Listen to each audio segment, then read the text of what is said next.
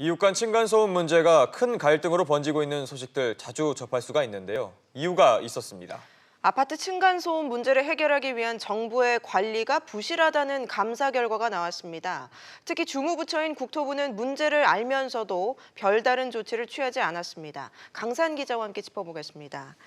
강 기자, 감사원이 어제 아파트 층간소음 조사 결과를 발표했죠? 네, 감사원은 이 사전 인정, 시공, 이 사후 관리까지 총체적인 부분에 문제가 있다고 이렇게 밝혔습니다.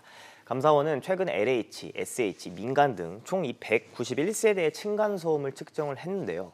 96%에 달하는 이 184세대에서 사전에 인정받은 성능 등급보다 층간소음이 더 크게 발생했습니다.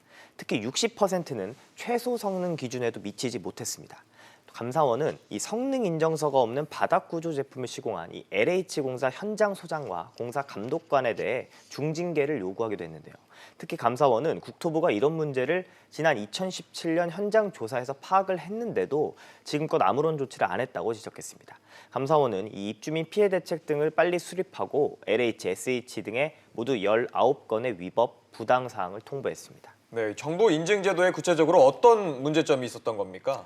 네, 우선 이 지난 2004년부터 이렇게 시행되고 있던 바닥구조 사전 인정 제도가 좀 큰 문제라고 볼 수가 있습니다. 예. 이게 어떤 거냐면 아파트 등의 이제 공공주택 같은 경우에 이 층간소음을 줄이기 위해서 성능이 인정된 바닥구조로 시공을 해야 되는데 이 부분이 제대로 지켜지지 않은 겁니다. 감사원은 이 토지주택공사와 한국건설기술연구원이 기준과 절차를 제대로 모르는 건 아니고 제대로 지키지 않고 이렇게 시행하지 않았다고 밝혔고요. 또 미흡한 기준을 적용해서 현재 인정받은 이 바닥구조 154개 가운데 96%가 바닥구조를 신뢰할 수 없는 상황이라고 이렇게 덧붙이기도 했습니다.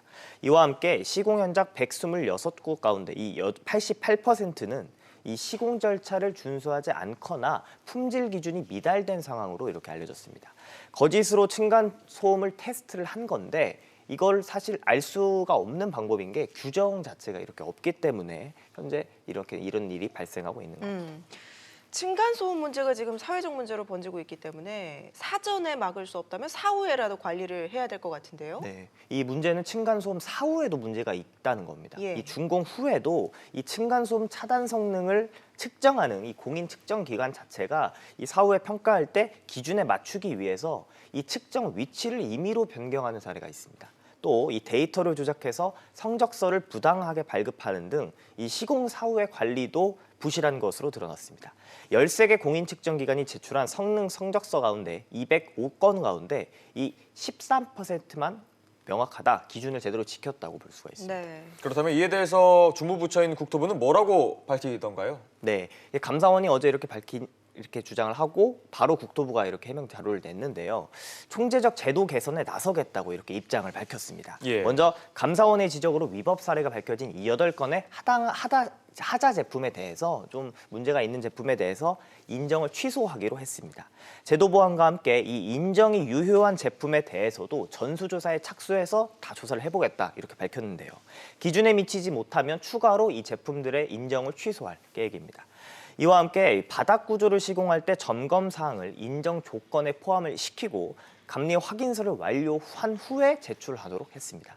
국토부는 이 사전 인정 방식에 한계가 있는 것을 인정을 하면서도 이 시공 이후에도 층간소음 차단 성능을 측정할 수 있는 그런 제도 마련을 계획하고 있고 노력을 하겠다고 밝혔습니다.